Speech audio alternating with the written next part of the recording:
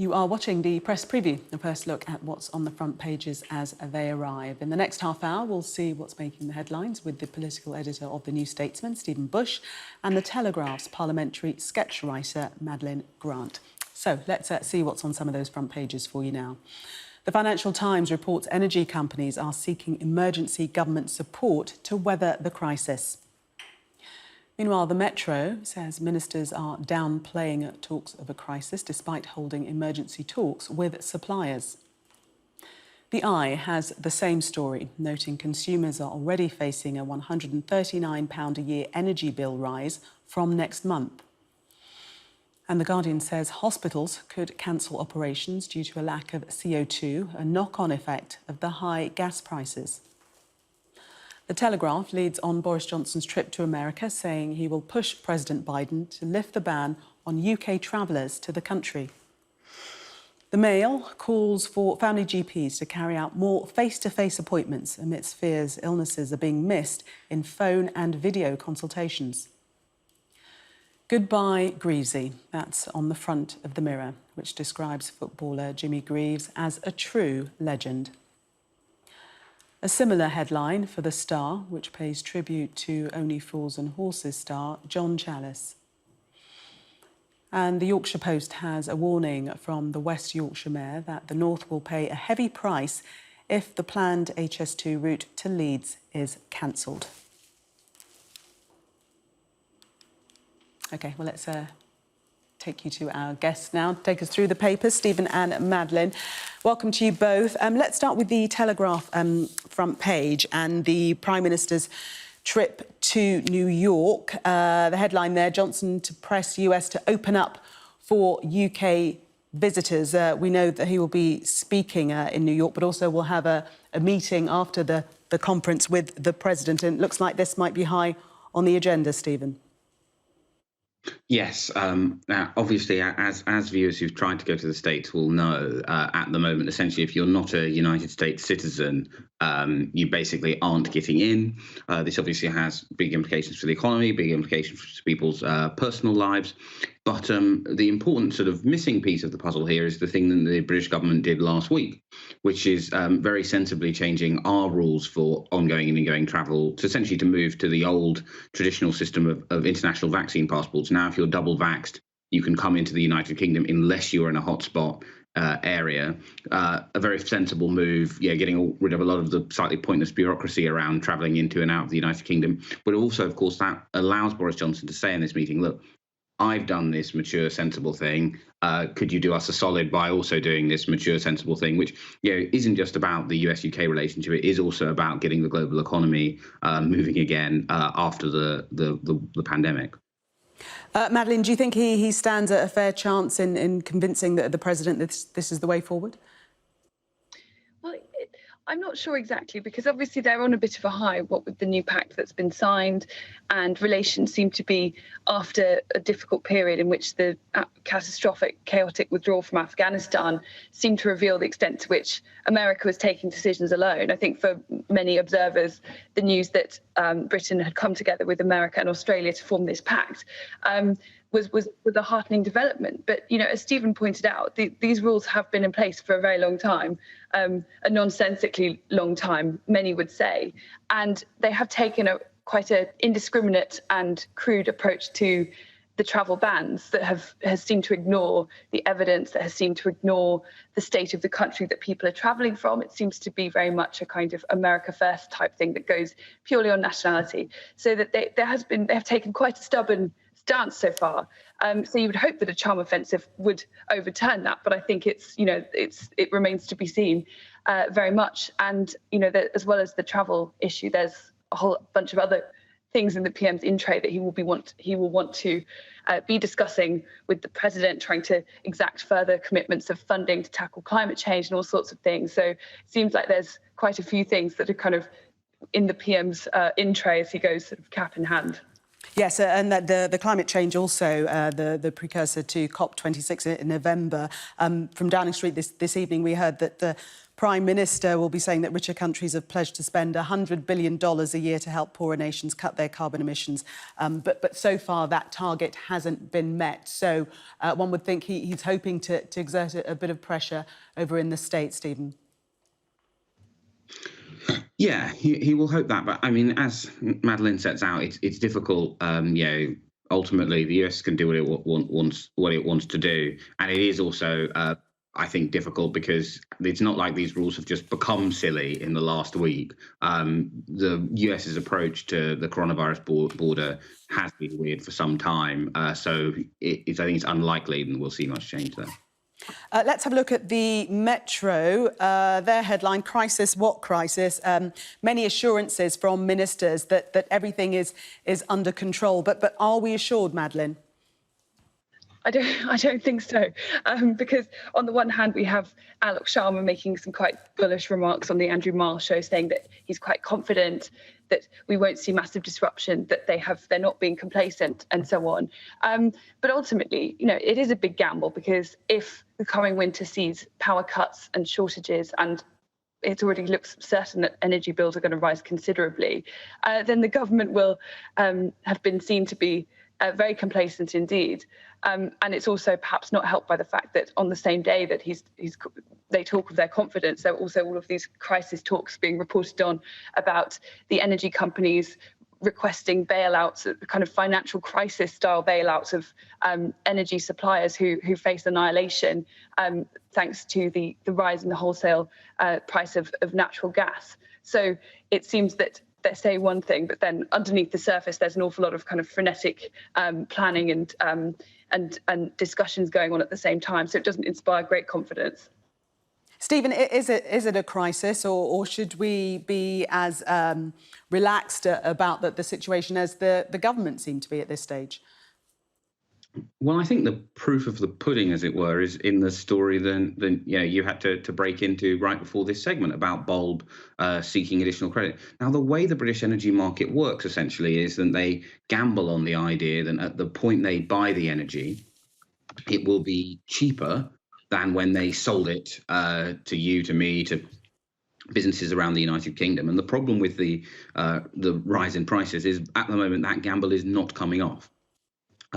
So it's hard to see, unless there's some kind of government bailout or something unexpected happens, particularly if you're one of the newer entrants in the energy market, then this isn't going to be quite a bumpy time for you. So I think it is hard to see how Alok Sharma's remarks this morning aren't going to go down as a little bit complacent about at least the immediate short-term future of the British energy market. Yes, and Madeline, following on from what Stephen was saying there, the FT talking about energy groups seeking emergency support. Yeah, that's right. They're requesting emergency support measures and full-scale bailouts, and they're concerned that without more assistance from government, that if these companies were to go bust, then that could fall really badly on the consumers as well, because if they're forced to move to a different provider, there's absolutely no guarantee that they will keep paying at the same rate. And because of the price of supplying, for many companies, they say it's not in their financial interest even to take on new customers. So they want to see further assurances from government. And there's also been, in the last few days, quite a few industry figures have been saying that they would like to see the environmental levies that hike up the bills for ordinary consumers, for those to be relaxed or at least suspended to help make up the shortfall, because a good proportion of people's bills are spent paying these green levies.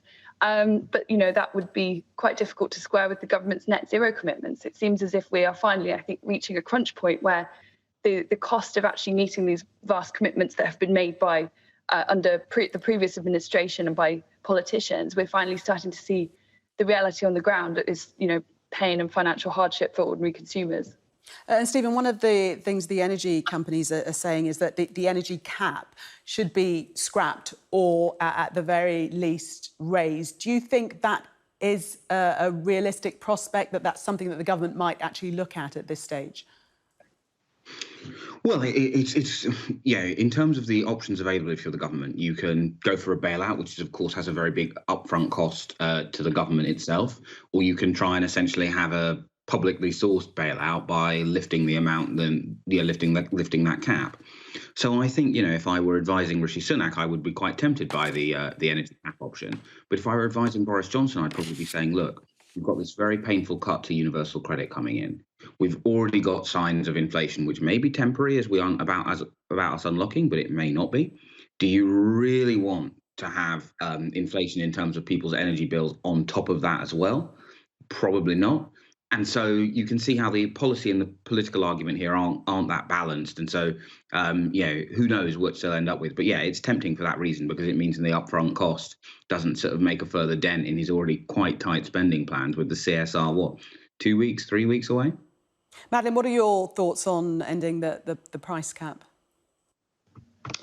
Well, I mean, it's a difficult one, because the price cap in itself was a kind of a form of interference. It was creating a sort of an artificial sense of what the true price was. So I think there was always going to be this element of pain when it was removed. But I suppose that it's come at a particularly fraught time where global trends have conspired to ramp up the price of wholesale gas. But as I said before, I think that there was inevitably going to be a great deal of pain, and I think perhaps for too long, in fact, politicians have not been entirely transparent with the public about what all of this was going to cost. And I think people would feel more reassured if we weren't getting such contradictory messages from politicians even now, where you'll have Alok Sharma say one thing, and then at the same time there'll be these worrying statistics and crisis discussions going on with the energy industry at the same time. One of the lines that the Eye is running, they're saying that Britons may be left without turkey on Christmas Day because of the shortage. Stephen, do you think that the public are aware of how close they are to this potential crisis? No, I think partly because, candidly, right, we're sitting here discussing this, and I think we're hardwired to be optimists, right? Do I listen to this and think, oh, this might happen? I think, oh no, I'm sure it'll be sorted out. I think that's actually how most people encounter most scary problems. And we're being paid to talk about it and paid to read the papers, right? So I think most people will look at this and kind of put it out of their minds and hope that it will sort itself out. That, of course, is the big risk for the government. Then if it isn't sorted out, people will not unreasonably be quite upset, quite scared and quite angry. Indeed. Stephen and Madeline, thank you very much for the moment. We are going to take a break. Coming up, French cancel UK defence meeting. That's on the front of The Guardian as the diplomatic spat continues. Do stay with us.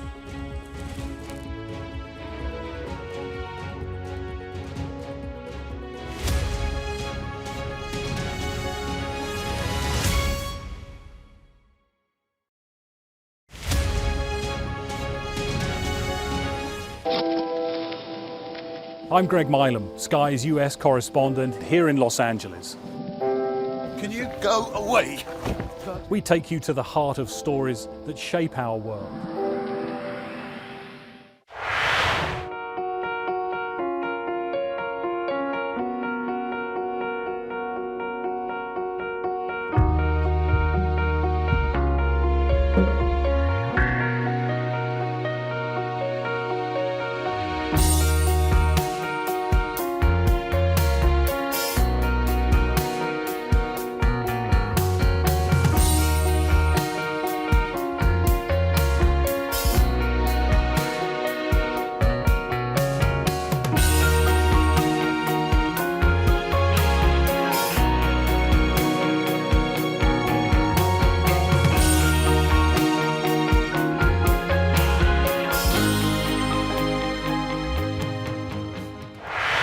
I'm Stuart Ramsey, and I'm Sky's chief correspondent. I think it's a procession of the Taliban.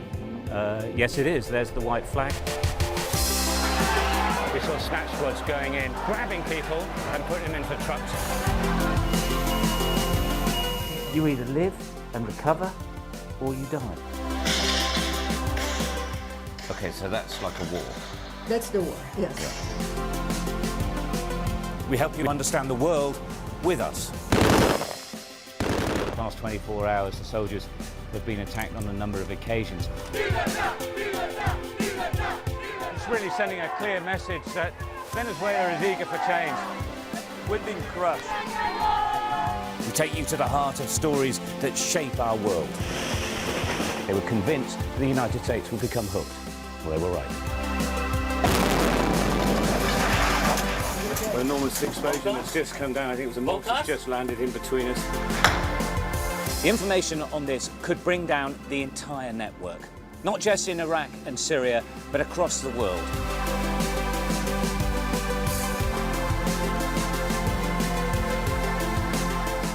It's not out of control, but they've withdrawn. It's so hot.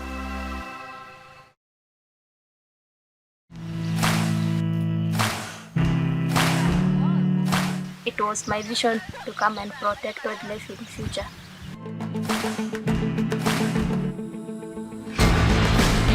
Animals like lion can enter into bomas, they kill their livestock, and this leads to human-wildlife conflict.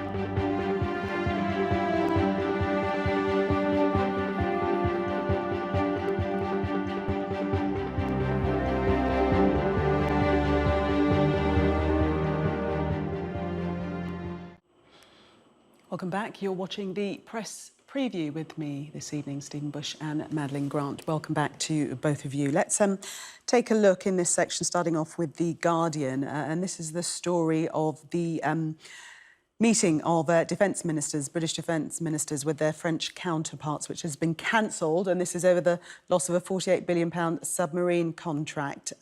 Take us into this story, Stephen. This diplomatic spat seems to be getting worse, going from bad to worse.